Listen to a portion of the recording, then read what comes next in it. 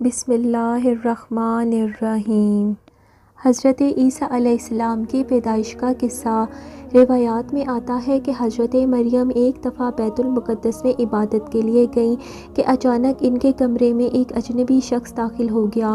وہ اجنبی شخص حضرت جبرائیل علیہ السلام تھے، جو انسانی شکل میں حضرت مریم علیہ السلام کے پاس آئے تھے۔ حضرت مریم ان کو دیکھ کر بہت ڈر گئیں اور ان سے کہنے لگیں کہ میں تجھ سے رحمان کی پناہ مانگتی ہوں۔ چنانچہ حضرت جبرائیل فرمانے لگے، میں اللہ تبارک تعالیٰ کی طرف سے بھیجا ہوا فرشتہ ہوں اور میں تمہیں ایک پاکیزہ بیٹے کی خوشخبری دینے آیا ہوں۔ یہ سنتے حضرت مریم کو مزید تعجب ہوا اور وہ کہنے لگیں کہ مجھ سے بچہ کس طرح پیدا ہو سکتا ہے، حالانکہ میرا تو نکاح ہی نہیں ہوا اور برائی کا تو مجھے تصور ہی نہیں۔ میرے جسم پر کبھی کسی انسان کا ہاتھ تک نہ لگا، نہ ہی میں نے کبھی بدکاری کی ہے، تو مجھے بچہ کس طرح پیدا ہو سکتا ہے۔ حضرت مریم علیہ السلام کی یہ بات سن کر حضرت جبرائیل نے فرمایا، یہ بات سچ ہے کہ آپ کو کسی مرد نے ہاتھ نہیں لگایا، لیکن اللہ تبارک تعالیٰ اس بات پر قادر ہے کہ وہ بغیر خاوند کے، بغیر کسی مرد کے آپ کو اولاد دے سکتا ہے، اور وہ جو چاہتا ہے وہ کرتا ہے۔ بے شک اللہ تبارک تعالیٰ اس بچے کو اور اس واقعے کو اپنے بندوں کے لیے پاکیزگی کا سبب بنا دے گا۔ اس بچے کا بغیر باپ کے پیدا ہونا اللہ تعالیٰ کی قدرت کی ایک بہت بڑی نشانی ہوگی، تاکہ لوگ یہ جان لیں کہ اللہ تعالیٰ ہر چیز کو پیدا کرنے پر قادر ہے اور وہ جو چاہتا ہے پیدا کرتا ہے۔ اس کے بعد حضرت جبرائیل نے کچھ پڑھا اور حضرت مریم علیہ السلام پر پھونک مار دی اور ان کو حمل ٹھہر گیا۔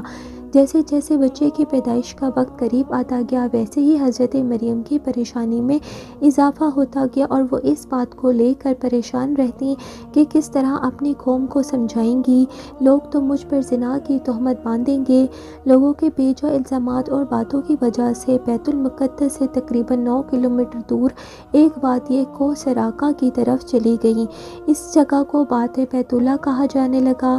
وہاں پر آپ کو درد ذے کی تکالیف محسوس ہونا شروع ہو گئیں۔ چنانچہ ایک درخت کے نیچے ٹیک لگا کر آپ بیٹھ گئیں۔ درد ذے کی تکالیف کے باوجود بھی آپ کو یہ پریشانی لاحق تھی کہ آپ اپنے عزیز و اقارب کو کیسے مطمئن کریں گی۔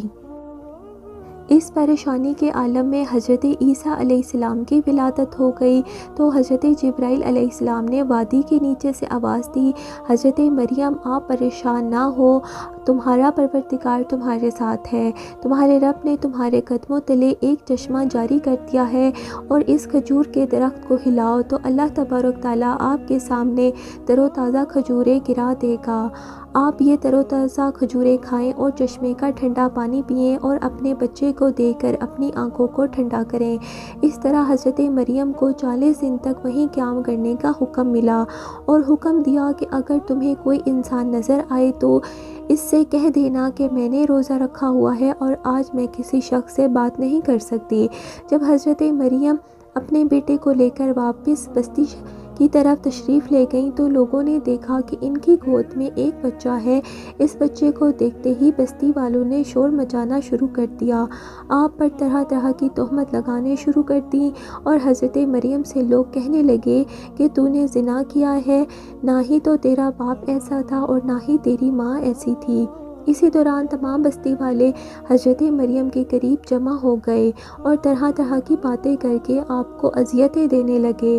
حضرت مریم اور ان کے منگیتر یوسف کو زنا کے جرم میں سزا ملنی چاہیے۔ ان بستی والوں کی باتوں کو سن کر حضرت مریم نے بستی والوں سے کہا کہ میں نے کوئی زنا نہیں کیا اور نہ ہی میں نے کوئی بدکاری کی ہے۔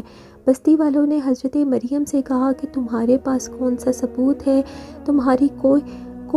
تمہاری پاکیزگی کی کون گواہی دے گا؟ اس وقت حضرت مریم نے بچے کی طرف دیکھا تو اس وقت اللہ کے حکم سے بچہ بول اٹھا کہ میں اللہ کا بندہ ہوں اور اللہ مجھے کتاب اور نبوت عطا فرمائے گا۔ اس کے بعد اس بچے نے فرمایا کہ اللہ نے مجھے نماز اور زکوٰۃ کا پابند بنایا ہے، اور جب تک میں زندہ ہوں مجھے اپنی والدہ کا حق ادا کرنے والا بنایا ہے، اور اللہ کی سلامتی ہے مجھ پر جب میں پیدا ہوا اور جب میں مروں گا اور جب میں دوبارہ زندہ کر کے اٹھایا جاؤں گا۔ اس طرح نامولود بچے کی گفتگو سن کر کچھ لوگ تو یقین کرنے لگے کہ حضرت مریم پاک دامن ہے، اور یہ بچہ اللہ تبارک تعالیٰ کا معجزہ ہے۔ تو کچھ لوگ حضرت مریم پر تہمت لگانے لگے۔ جب حضرت عیسیٰ علیہ السلام کی عمر 7 سال کی ہوئی تو یہودیوں نے ان کو بہت تنگ کرنا شروع کر دیا اور بیت المقدس کے حالات خراب ہونے لگے۔ تو حضرت مریم اپنے بیٹے حضرت عیسیٰ کو لے کر مصر کی طرف چلی گئی۔ آپ نے اپنی زندگی کے 13 سال مصر میں ہی گزارے۔ اس کے بعد اللہ کے حکم پر واپس فلسطین چلی گئیں۔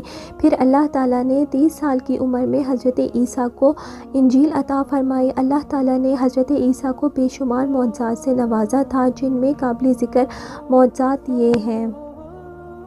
حضرت عیسیٰ علیہ السلام بغیر والد کے پیدا ہوئے اور ماں کی گود میں ہی گفتگو کرنا شروع کر دیا، اور جب حضرت عیسیٰ مٹی کا پرندہ بناتے اور اس پر پھونک مارتے تو وہ اڑنے لگتا، اور حضرت عیسیٰ علیہ السلام پیدائشی کسی نابینے کی آنکھوں پر ہاتھ پھیرتے تو اس کی نظر درست ہو جاتی، اور کوڑ اور جذام کے مریضوں کو ہاتھ لگاتے تو وہ بالکل تندرست ہو جاتے، اور جو لوگ بھی کچھ کھاتے یا پیتے یا اپنے گھروں میں چھوڑ کر آتے ان سب کا آپ کو علم ہوتا اور آپ سب تفصیل ان لوگوں کو بتا دیتے۔ ان سب معجزات کے باوجود بنی اسرائیل کی قوم آپ پر ایمان نہ لائی اور آپ کو جھٹلاتے رہے اور اسی طرح آپ پر تہمت لگاتے رہے۔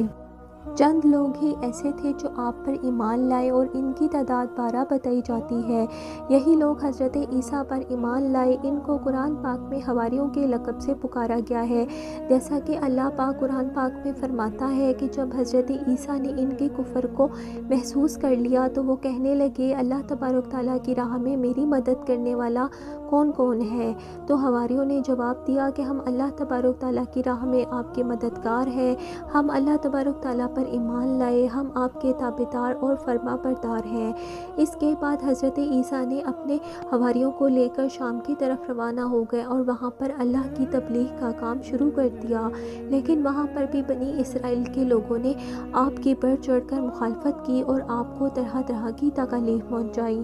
پھر آپ کے حواریوں نے آپ سے عجیب فرمائش کی، جس کو اللہ پاک قرآن پاک میں یوں فرماتا ہے، اے عیسیٰ ابن مریم، کیا آپ کا پروردگار ایسا کر سکتا ہے کہ ہم پر آسمان سے کھانا نازل فرمائے؟ عیسیٰ علیہ السلام نے فرمایا کہ اگر تم اللہ پر ایمان رکھتے ہو تو اس سے ڈرو۔ حواریوں نے کہا کہ ہماری خواہش ہے کہ ہم اس میں سے کھائیں اور ہمارے دل اس سے تسلی پائیں۔ ہم جان لیں کہ تم نے ہم سے سچ کہا ہے، ہم اس نازل ہونے والے کھانے پر گواہ رہیں گے۔ حضرت عیسیٰ علیہ السلام نے اللہ کی بارگاہ میں دعا کی، اے ہمارے پروردگار، ہم پر آسمان سے دسترخوان نازل فرما کہ وہ دن ہمارے لیے عید کا دن قرار پائے، یعنی ہمارے اگلوں کے لیے اور ہمارے پچھلوں کے لیے، اور وہ تیری نشانی ہو اور ہمیں رزق عطا فرما، بے شک تیری ذات رزق عطا فرمانے والی ہے۔ تو اللہ تعالیٰ نے فرمایا، میں تم پر ضرور کھانا نازل فرماؤں گا، لیکن اس کے بعد بھی تم میں سے کسی نے کفر کیا تو اسے ایسا دردناک عذاب ملے گا کہ اہل عالم میں ایسا عذاب کسی کو نہ ملا ہوگا۔ حضرت عمار بن یسار سے روایت ہے کہ حضور صلی اللہ علیہ وسلم نے ارشاد فرمایا کہ آسمان سے کھانا اترا جس میں روٹی اور گوشت تھا۔ ان کو حکم ملا کہ خیانت نہ کرنا، نہ ہی ذخیرہ کرنا، نہ ہی کل کے لیے جمع کر کے رکھنا، لیکن ان لوگوں نے خیانت کی اور اس کھانے کو ذخیرہ کیا اور کل کے لیے انہوں نے جمع کر کے رکھ لیا، تو اللہ تعالیٰ نے اس کی نافرمانی پر اللہ نے ان کو دردناک عذاب عطا فرمایا اور ان کو بندروں میں تبدیل کر دیا۔